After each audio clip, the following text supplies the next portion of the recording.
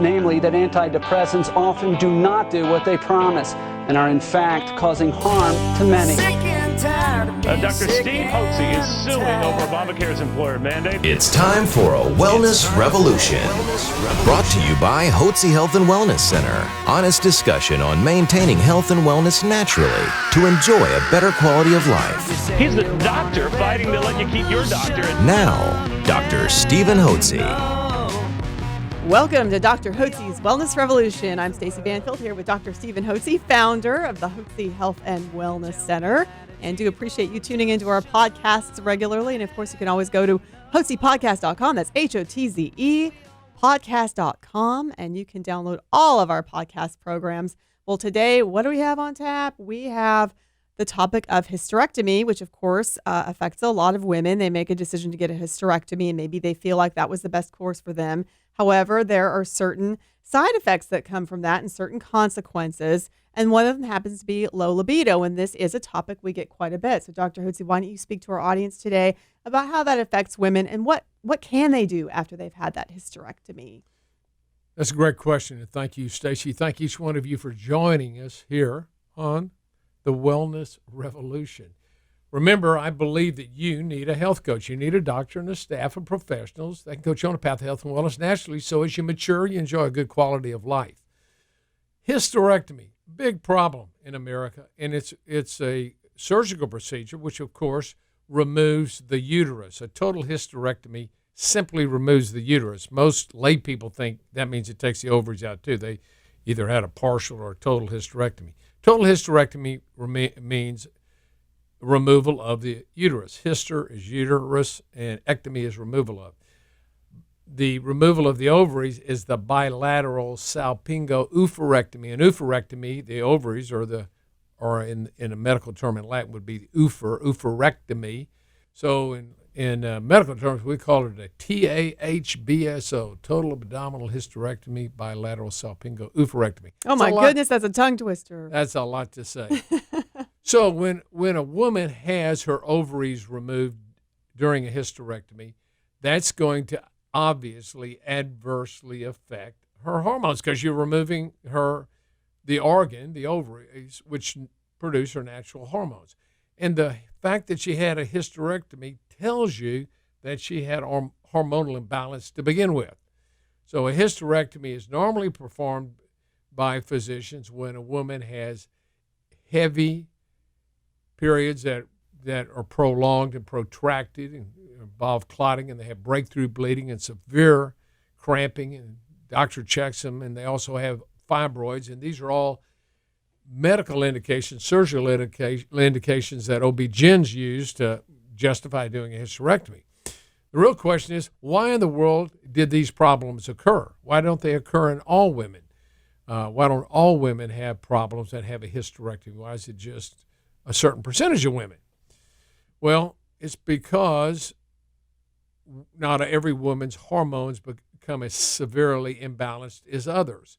And when a woman has heavy periods and the development of fibroids and breakthrough bleeding as she marches through her menstrual life, that's an indication that she has had a decline in her progesterone, which is the hormone that is produced at the time a woman ovulates mid-cycle, day 14, 15. So that balances out the estrogen. So in order for a woman to be hormonally balanced, she has to have adequate amounts of estrogen produced with adequate amounts of balancing progesterone. It just so happens during ovulation, a woman also makes a little testosterone, which you'd think of as the male hormone, but it's also a hormone made by women in small amounts. And at that time, it's interesting the way God organized it. It happens when a woman ovulates.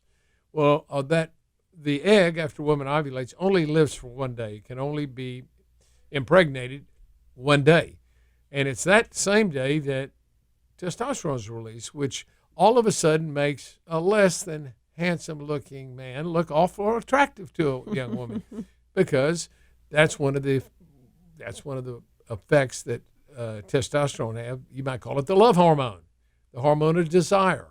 And of course, we know what it does in boys and teenagers. It makes them crazy, it makes men crazy. But women have a little of that, and it makes her husband spouse much more interesting for a period of time when he may not be other periods of time. So that was in order to make sure that we did reproduce the species, I think. Of course, and animals are the same way. So anyway, but after a woman has a hysterectomy, leading up to, before she has a hysterectomy, she's going to have low romantic moods and inclinations. Her hormones are going to be imbalanced. She's going to have low thyroid as a result of hormonal imbalance. She won't be getting adequate amounts of thyroid hormone into her cells because she's got estrogen dominance, which leads to thyroid imbalance and decline within the cells. So her energy level goes down. She has difficulty with weight, can't think clearly, mood swings, headaches. She can't sleep well. She gets joint muscle aches and pain. She doesn't feel well. And maybe she's got irritable bowel syndrome or constipation, recurrent infections, and she's not, her hair's falling out, and she feels frumpy. She just doesn't feel good, and the last thing she's interested in is having any romantic desires. As a matter of fact, kind of gets to the bottom of the list. As a matter of fact, I had one lady show me one time here in the office. She wore a T-shirt. I asked her, "How are your romantic moods and inclinations?" I'm trying to be a Southern gentleman, and very very polite. And she said, "Well, I'll just tell you about that." And she pulled up her shirt. She had a T-shirt on it. It said, "What part of no don't you understand?"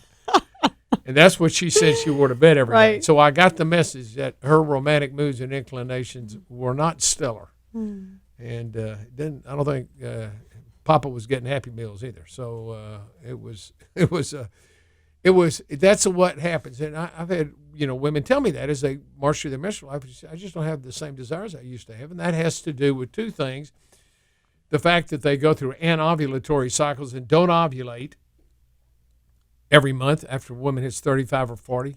They have anovulatory cycles, and that's when a woman, if they have ovulatory cycles, they don't make any progesterone that month or give off any testosterone. So inevitably, and as progesterone also is very similar in function to testosterone, it also is it enhances romantic desires as well. So women whose progesterone levels have collapsed and they've got estrogen dominance, and they have poor thyroid function, they're just not going to have romantic moods and inclinations. Well, and certainly if you are feeling like you've got any of these symptoms, definitely give us a call at 281-698-8698. We can certainly help you with these symptoms that you've been experiencing. Well, that's for sure. And all you have to do is balance your hormones. So I think most hysterectomies can be averted. And I can think of we have had 31,000 guests here since 1989, and now say 75% are females. I can count on one hand, the number of women I know that I have recommended to go ahead and get a hysterectomy, and I have fingers left over out of seeing, 25,000 females, many of whom, and most of whom are in that age group where they're still menstruating or going into approaching the change of life. So hysterectomies can be averted if you balance your hormones, and you should do that. And also, romantic moods and inclinations can be increased if you balance your hormones. That's very important. So progesterone, a little testosterone can go a long way, as well as thyroid can go a long way to helping a woman feel more full of vim and vigor and more, really, a woman will feel when her hormones are balanced, she just feels better and feels more attractive. Part of it is, romantic moods and inclinations are not only just governed by your hormones, but they're also governed by the way you think about yourself. And the hormones affect the way you think about yourself. And they also help you maintain a good energy production, good energy level, good metabolism, so you can maintain a good weight, which helps you feel better too. So those are some things that I want to inform you about that are associated with women who may have been recommended to have a hysterectomy or have had a hysterectomy. It's all about balancing your hormones so you'll feel the absolute best you possibly feel. And that's why I encourage everybody to do a 180. Most people are on the wrong side of the freeway, barreling down it, going over and overpass on the wrong side. They're going to hit, get crippled, get killed. You need to do a 180 and take charge of your health. And when should you do it? I think today's the first day of the rest of your life, so you might as well get on a path of health and wellness today. You are listening to this podcast for a reason, and we just want to let you know that there is hope. Whether you are considering a hysterectomy or maybe you have had a hysterectomy, either way, there is good news, and we can certainly help you solve your issues. You can give us a call at 281-698-8698 for a complimentary health consultation. That's 281-698-8698. Thank you for joining us today here at Dr. Hotze's Wellness Revolution.